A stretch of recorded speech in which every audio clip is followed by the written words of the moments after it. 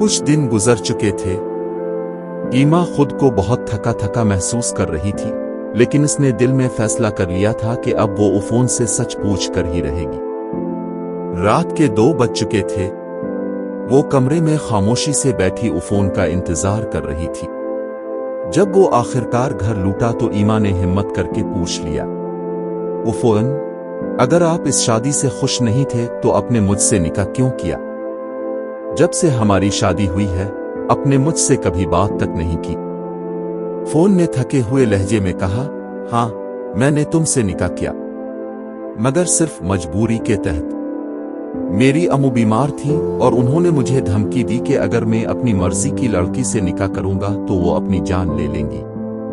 मैं इनके दिल की खातिर तुमसे निकाह करने पर मजबूर हुआ, लेकिन मुझसे ये उम्मीद न रखो कि मैं इस रिश्ते में शौहर का किरदार अदा करूंगा। ये अल्फाज ईमा के दिल को चीर गए। इसकी आंखों से आंसू बहने लगे।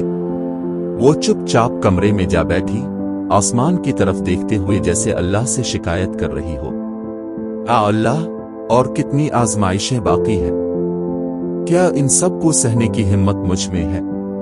वो पूरी रात ना सो सकी। सुबह हुई तो उसने सोचा कि वो माँ के घर वापस चली जाए, लेकिन उफोन की माँ की तबीयत खराब थी। वो खामोशी से खिदमत में लग गई।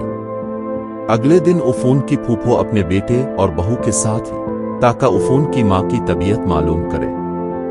जब ईमा ने दरवाजा खोला तो उसके कदम जमीन में धंस गए। वो हमजा था। इसकी माँ और उसकी बीवी साथ थीं। वही हमजा जिसकी तिलावत में ईमा ने सुकून पाया था, जिसके लिए इसने रातों को दुआएं मांगी थीं। इन लोगों ने कुछ बातों की नाराजगी की वजह से शादी में शिरकत नहीं की थी, लेकिन अब बीमार माँ की खबर लेने आए थे। ईमा ने सब के लिए चाय बनाई, लेकिन हमजा से नजरें मिलाना उसके बस से बाहर था। हमजा ने भी गहरी निगाहों से इसे देखा, जैसे कुछ कहना चाहता हो मगर मौका ढूंढ रहा हो। रात के खाने के बाद सब अपने कमरों में चले गए। ईमा बर्तन धो रही थी कि हमजा पानी पीने के बहाने किचन में आया। ईमा ने इसे देखा और फौरन नजरें झुका ले। हमजा उसके करीब आकर आहिस्तगी से बोला, कैसी हो ईमा? ईमा के दिल की धड़कनें तेज हो गईं। इसकी आंखों से बेइख्तियार आंसू बहने लगे। हमजा ने कहा, तुमने निकाह कर लिया ईमा? अगर थोड़ा इंतजार कर लेती तो शायद मैं तुम्हें बता नहीं सकता कि तुम मुझे इस दिन कितनी खास लगी थी।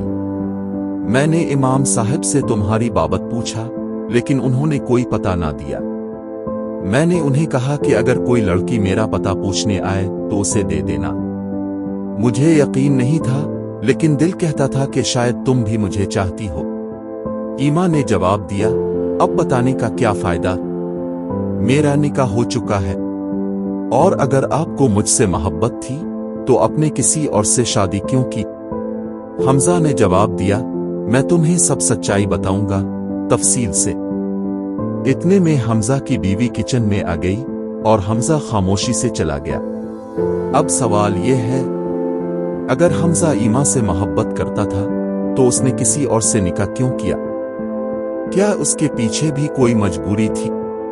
क्या ये तकदीर का कोई और खेल? कहानी जारी है।